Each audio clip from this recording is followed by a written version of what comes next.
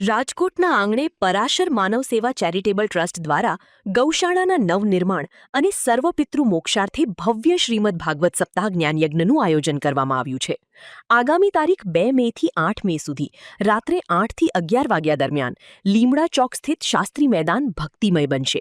આ કથાની સાથે જ રવિવારે લોક ડાયરો અને બડા બજરંગ ફાઉન્ડેશન દ્વારા થેલેસેમિયા પીડિતો માટે રક્તદાન કેમ્પનું પણ આયોજન કરાયું છે. વિશેષમાં ગોકુલ હોસ્પિટલ દ્વારા 3 દિવસ માટે નિઃશુલ્ક આરોગ્ય તપાસ કેમ્પ યોજીને માનવ સેવાનું ઉમદા ઉદાહરણ પૂરું પાડવામાં આવશે. ધર્મ, સેવા અને સંસ્કારના આ ત્રિવેણી સંગમમાં રાજકોટની ધર્મપ્રેમી જનતાને ઉમટી પડવા ભાવભર્યું આમંત્રણ પાઠવાયું છે. પરાશર માનવ સેવા ચેરિટેબલ ટ્રસ્ટના ટ્રસ્ટીઓએ અબતક મીડિયાની મુલાકાત લઈ વિશેષ માહિતી આપી હતી. મારું નામ મનોજભાઈ રાજગોર છે અને આ કથા માટે મને નિમિત્ત બનાવ્યો એ બદલ હું ગૌરવાન્વિત અનુભવું છું.